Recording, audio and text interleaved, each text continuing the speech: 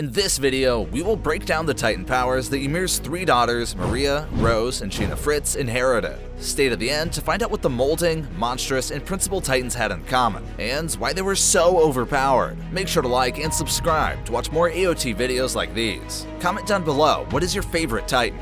Before we can discuss the abilities of Ymir's daughters, it's important to talk about Ymir herself. She was the slave of King Fritz, and the king one day ordered her to be hunted and killed for letting a pig escape. As she ran for her life, she fell into a deep pond inside of a tree. A strange being approached her underwater and attached itself to her spine. This gave birth to the first Titan shifter known to man, Ymir herself. In a shocking turn of events, Ymir decided to dedicate her life to the Tyrant King instead of seeking revenge. Eventually, she even dies trying to protect the king. However, the king was only worried about the power of the Titan, which Ymir possessed. He forced Ymir's three daughters to eat every last bit of their mother, and this is how Ymir's daughters obtained the power of the Titans. However, they don't all possess the abilities their mother had. In fact, all the power of Ymir actually gets divided amongst the three daughters. Ymir, on the other hand, instead of dying, wakes up in another realm with a tree that symbolized the division of her power. There are some powers that every sister inherited, and some powers that were unique to each daughter. Firstly, we'll discuss the powers they had in common. The first common power is Regeneration.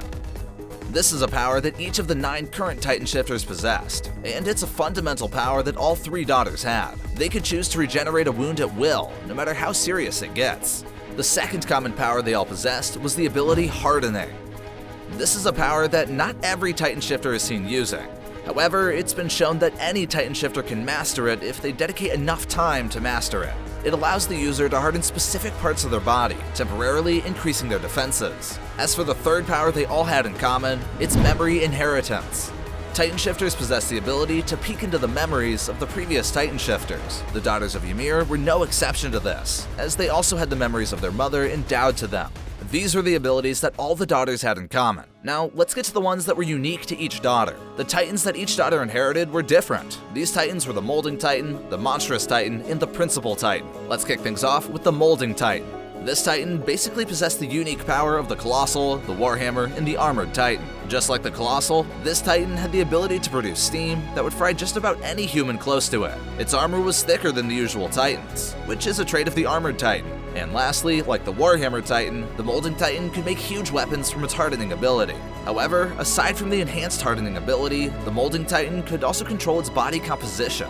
Couple this ability with the enhanced hardening ability, you get a Titan that's nearly impossible to defeat in a physical duel of bronze. It's not wrong to assume that this Titan is basically the reflection of all the brute strength that Ymir possessed in her Titan. Next up, we have the Principal Titan.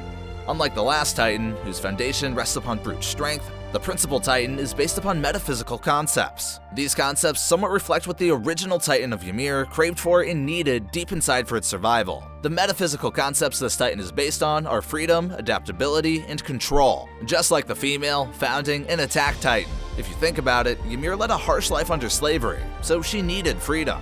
She also had to adapt to survive and spent most of her life trying to take control over different empires under King Fritz. Needless to say, these principles are based on the core values and desires of Ymir herself. The major strength of this Titan was the coordinate. It gives the user complete control over the subjects of Ymir. However, at the time, there weren't any subjects of Ymir at all, so it didn't seem like a dangerous power, and it wasn't even discovered. This power reflects upon the metaphysical concept of control. And just like the Attack Titan, it possessed all the memories of its future holders. And lastly, we have the Monstrous Titan. The fundamental basis of this Titan was the animal instinct that Ymir's Titan had. And do you know what's the most fascinating thing about most animals? Generally, they're a lot stronger and faster in proportion to their size and appearance. This is why this Titan had great durability, speed, and strength. In the present, this Titan further divides itself as it passes from one user to the next. It eventually branches off as the Beast, Cart, and Jaw Titan. And guess what? Each of these Titans possesses phenomenal strength and speed for its size. The Beast Titan can throw boulders over large distances, unlike other Titans of its size. The Jaw Titan has immense chewing power, and the Cart Titan is swift on its feet. It's no surprise that the Monstrous Titan had all these abilities. With that being said, if you like AOT content like this, then click on this video here to keep watching. That's the end of the video. Peace.